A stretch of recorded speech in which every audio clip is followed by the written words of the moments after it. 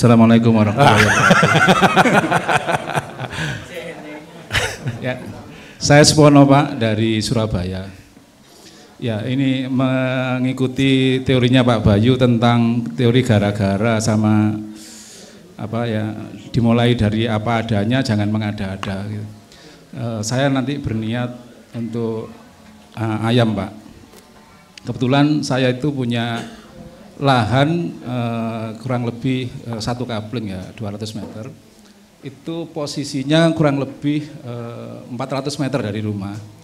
Tapi lahan itu ada pada daerah yang apa mau kena rilen Pak. Jadi kiri kanannya itu nggak bisa dimanfaatkan ya, nggak bisa dibangun, nggak bisa diproses lah, di-lock lah sama pemerintah untuk itu. Sekarang tanah kosong atau apa berarti? Tanah kosong, kiri kanannya juga kosong Pak. Baik. Nah, tanah itu sebenarnya dari apa di daerah Gunung Anyar Surabaya Pak, itu daerah tambak. Oke. Nah, itu tambak yang diuruk dengan geragal apa bangunan itu Pak. Jadi batu-batuan bener yang ini. Tapi ada yang sebagian itu belum diuruk Pak. Jadi masih kena air. Airnya itu pasang surut. Baik. Tapi nggak langsung ke sungai yang terhubung ke laut karena ya sebagian diuruk akhirnya terputus. Ngumpul ini. Di situ. Ya, ada yang ngumpul, nggak tahu ini bisa sat beneran apa enggak karena sebagian ada yang bisa asap, ada yang enggak gitu. Baik. Tapi rumputnya Pak sangat biasa. tinggi banget ya. Jadi saya pernah nebangi mau saya pagari itu ya kira-kira setahun yang lalu gitu. Mau saya kambing ternyata ini tumbuh lagi padahal sudah dipanggilkan orang itu 2 hari untuk bersihkan itu ya. Nah, yang saya tanyakan gini Pak, saya sih punya pikiran karena ini apa ada rumput dan kebetulan di kakak saya itu ada usaha ini Pak, sari delay ya. Tiap hari itu kira-kira ada ininya 3 kiloan lah. Baik. Jadi pilihan saya mungkin ayam sama kambing atau bebek ya, karena bebek kan di situ ada kalinya juga meskipun nggak langsung terkena kali. Nah, kendala lain adalah saya ini masih bekerja di swasta, jam kerja saya mungkin setengah 7 sampai jam 8 malam Pak. Jadi mungkin bisanya itu hari Sabtu sama hari Minggu. Jadi, nah kebetulan saya kan pernah dulu sekolah elektro ya, tahu dikit-dikit lah Pak tentang IoT, tentang kebetulan saya juga bekerja di operator yang pernah tahu bagaimana suatu BTS itu di remote itu Pak ya. Betul. Jadi mungkin ini bisa saya gunakan kayak wifi gitu, karena jarak rumah saya cuman sekitar ya 400-an. Ya. Cuman kendalanya belum ada apa? Wifi. Belum ada listrik yang kalau listrik bisa ditarik kan, cuman ya itu mengada-ada lah menurut saya gitu. Mungkin yang jadi pertanyaan saya gini Pak, untuk kasus saya seperti ini, kalau misalnya ayam gitu dengan menggunakan IoT, maksud saya pakannya dan minumnya itu kita remote lah nanti. Itu mekanismenya seperti apa ya kalau pengalaman dari Pak Bayu itu? Baik. Terus selain itu kan nanti saya rencananya sih ya mungkin tahap kedua ya kalau ini memang sukses artinya bisa ada pengembangan karena yang pertama kan untuk pakan tadi dari limbah itu saya pikir sudah cukup lah, nanti saya tambahi dari ya istilahnya ngambil kangkung yang ada di kali sekitar itu. Jadi nggak perlu nanam dulu Pak itu ya, tapi nanti ke depan pasti kalau itu oke, saya akan lanjut ke situ atau bahkan kalau luasnya berapa Pak tanahnya Pak? Saya sebenarnya ada 3 kapling Pak ya. Ada 3 kapling tapi berbeda-beda dan itu satu jalur ya. Satu jalur. Nah, yang kalau untuk ya numpang saja Pak ya, artinya nanti kalau dipakai sama orangnya ya pindah gitu. Dipindah gitu. Konsep saya seperti itu. Iya, bahkan kepikiran tuh pakai polybag atau kalau pakai azola yang pakai terpal seperti itu. Betul. Gitu. Tapi ini bisa dipindah-pindahkan gitu. Baik. Ya, yang tadi saya tanyakan mengenai IoT, terus fungsinya untuk Ya nantinya ke depan ya drip irigasi itu mungkin kalau untuk tanaman-tanaman yang ini bagaimana mekanisme untuk pemupukannya ya. Apakah itu nanti sama seperti kayak AB mix seperti itu atau seperti apa itu. Terus yang kedua untuk mekanisme untuk pakan dan minumnya. Kalau yang saya dengar nih Pak Bayu itu kemarin kan bahwa ini ada nipelnya dan lain sebagainya, ada pakannya yang maksud saya kalau planning awal berapa dulu Pak? Planning awal 10 aja cukup. Okay. Nanti tapi kandangnya saya pingin gini Pak. Sekarang 10 lah. Nanti mengikuti kemampuan untuk limbah LRT-nya itu sampai sejauh mana sih gitu. Baik. Nanti kalau misalnya perlu limbah LRT dari luar, mungkin saya perlu menggaji orang ya nggak apa-apa. Tapi ya masuk dulu lah hitung-hitungan bisnisnya. Betul. Gitu. Ya. Jadi itu dulu Pak, mungkin sudah ketangkap pertanyaannya ya. Oke. Makasih Pak. Siap Bapak. Begini, kalau Bapak Ibu punya tanah yang banyak, saya katakan banyak Pak ya, lepas ini. Karena tanah yang tidak bertuan gitu Pak ya, saya kasih trik Pak, gampang. Kalau dulu Bapak Ibu orang nyari rumput kan di desa, betul kan?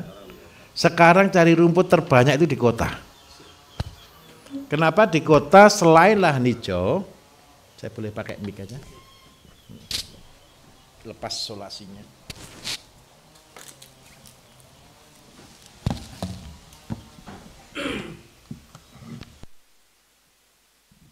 Kalau di kota Bapak Ibu, kalau di kota itu kan banyak lahan-lahan yang tidak tergarap. Jadi ini bapaknya kreatif. Jadi kalau dulu Bapak Ibu mengarit itu di hutan, sekarang itu mengarit ke kota. Itu sudah budaya sekarang.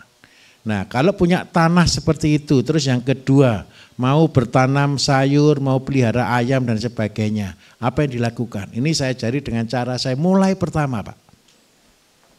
Ketika Bapak punya, tadi kan sudah buat di ember nih untuk 10 ekor. Bapak kerjanya kan cuman hari, bisa kesini kan cuman Sabtu Minggu. Berarti makanan yang harus tersedia cukup untuk berapa hari? 5 hari. Kalau begitu kandangnya saya rubah Pak, enggak kayak kemarin. Jadi Bapak pagar kelilingnya pakai paranet atau pakai apa Pak ya. Terus tolong dipisahkan antara ayam dengan sayur. Kalau ayam dan sayur digabung saya jamin 100% selesai. Jadi yang di kandang ini Bapak cuma buatkan kandang aja untuk dia tidur dan bertelur. Tapi saya minta tolong, pagar wajib pakai jaring. Supaya apa? Ular tidak bisa masuk, yang kedua biawak tidak bisa masuk. Kalau pakai jaring Pak, biawak itu tergulung. Predatornya itu tergulung pasti. Tapi kalau itu dari bambu, dari pagar, dia akan naik. Tapi kalau dari jaring, dia akan tergulung. Begitu tangannya masuk, klik, dia langsung gulung. Terus tolong di situ kasih cleaning gitu loh Pak. Tapi tidak dengar juga 400 meter soalnya. Tapi malam kan masih sempat nengok toh Pak. Saya rencananya saya CCTV. Oke, ya sama dengan saya kalau begitu. Semua lahan saya tidak usah datang, cuma lihat CCTV Pak. Pak Bayu saya tambahkan, untuk predator kasusnya itu nanti tikus Pak lubang dari bawah. Iya. Kalau bawah kalau bebek batakus setengah meter gitulah. Terus yang atasnya kasih seng supaya tikus tidak naik juga. Tahu maksudnya kasih seng gini Pak ya? Ini tembok Pak, tikus itu kan tidak bisa kalau balik gini. Gini dikasih seng gini sehingga dia tidak bisa lewat. Oke. Nah terus setelah ini dikasih paranet muter, kasih kandang ayam darurat aja. Ini saya cari Bapak Ibu, rumah saya Bapak Ibu kadang-kadang ada kan yang 1 minggu sekali saya kunjungi kan gitu kan. Nah kayak di rumah-rumah, biasanya rumah saya itu selalu ada ayamnya. Ada merpatinya, ada sayurnya, pasti. Karena apa? Ketika saya datang sewaktu-waktu, saya pasti makan dari apa yang ada di situ. Jadi caranya bagaimana? Kan buat ember dari yang 20 kilo Pak ya. Bapak belikan di bawahnya ini tampah Pak. Tampah yang besar, ya. Langsung dibalik di sini kasih batu sudah, ini untuk makan seminggu lebih. Iya biar jatuh Pak. Nah nanti begitu dia jatuh sendiri ayam makan di sini Pak sudah. Nah Di planning, kalau ayam 10 sehari makan 2 kilo sampai 2,5 kilo, betul kan? Kalau 1 minggu berarti makannya kan 15 kilo lebih. Sudah dikasih 1 timba gini cukup. Seminggu sekali dibuatkan 1 timba dibalik. Saya dulu Bapak Ibu mulai ayam pertama kali model ini. Karena waktu itu ayam saya sampai ratusan juga, saya setiap minggu itu saya kasih drum yang 120 liter itu. Itu ada itik, ada ayam, semua jadi satu, makannya begini. Bahkan kalau begini itu kita lupa karena tempatnya agak luas sekitar 400 meter, tahu-tahu nelur di mana, nanti jadi banyak gitu aja tahu-tahu. Jeleknya satu, ketika kita datang dia ke pencuri. Ayamnya malah lari karena enggak kenal gitu loh, tapi enggak masalah. Kan dia enggak bisa teriak kan Pak kalau ya. Terus yang kedua, cara terbaik Pak, kalau Bapak nanti buat sayur kan berarti nyiramnya kan susah. Ada 2, modern atau kembali ke tradisional. Nah, kalau modern yang males. Nah, kalau modern yang males bukan drip, kalau drip masih butuh listrik. Tapi Bapak buatkan pakai aja, ini kan polybag, betul kan? Rencananya kan polybag Pak. Atau pakai apa? Saya masih belum punya bayangan, tapi ya mungkin polybag atau ini Pak. Tak galon. Cap galon itu yang Kalau saya paling murah galonnya ini Pak, galonnya ya itu yang murah ya cuma 2.000, 3.000 kan Pak. Jadi konsepnya kayak kemarin. Dibalik begini, yang di bawah ini kan ada tutupnya nih, tutupnya kasih sumbu Pak, harus kasih sumbu ya. Sumbunya enggak usah beli sumbu Pak, cari kain perca. Yang penting air ngalir. Terus yang bawah ini supaya dia selalu bagus, ini bandingannya 1:10 pupuk urea. Urea cair ya Bapak Ibu habis ini pelajari, 1 airnya 10 liter, ini untuk bawahnya. Kasih aja 1 liter gitu aja. Maka tanamannya akan bagus sekali, enggak usah nyiram. Bapak Ibu, Mas Agus, nanti tolong tampilkan cenggone di WA grup ya, sing Pak Pire ya. Seandainya ini kan pakai galon besar, kalau seandainya pakai botol kecil Bapak Ibu begini. Ini dilubangi di sini, terus botol yang ini dipotong taruh di sini. Yang 1 liter bisa. Nah, nanti jadi kreasi di sana. Intinya satu, ini untuk orang-orang yang sibuk. Supaya tidak perlu nyiram. Besok kalau sudah ada listrik, baru pakai drip irigasi. Kalau drip irigasi, Bapak ada wifi tinggal kontrol dari rumah. kan saya pernah lihat WA-nya Pak Bayu, YouTube-nya Pak Bayu, salah satu kan bercerita tentang listrik mandiri. Iya. PLTS, saya rencananya sih nggak tahu sama apa enggak ya konsepnya PLTS itu, tapi Bukan surya Pak, bukan surya. bukan. Kalau saya pakai surya itu cukup nggak Pak? Impor Pak. Saya menghindari kata impor. Saya mandiri. Jadi kemarin saya masih kalah di inventor. Sekarang gara-gara inventor kita masih belum bisa buat, kan inventor kan impor semua. Kita buatkan pakai koel Pak. Jadi saya pakai kumparan. Ya memang kendalanya berat, lebih mahal biayanya, tapi lebih aman. Jadi kayak step down atau step up. Modelnya seperti itu. Ada contoh kayak di PDAM itu, setiap pipa-pipa besar itu kan ada Kontrolernya itu. kontrolernya, itu ya kecil aja cukup gitu. Betul.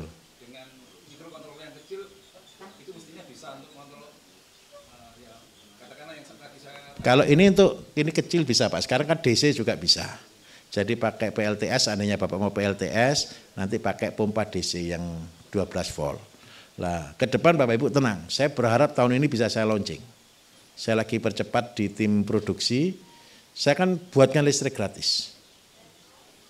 Listrik gratis ini kita pakai pulse, jadi magnet utara selatan, tapi kita kombinasi dengan generator. Kita sebutnya dengan smart generator pulse motor. Jadi ini tidak perlu beli bensin, tidak perlu beli solar. Untuk prototipe sudah saya launching 2019 kemarin. Kalau Bapak Ibu lihat di Facebooknya Pak Bambang, ketik di situ listrik gratis Bayu Diningrat, sudah saya launching tahun 2019.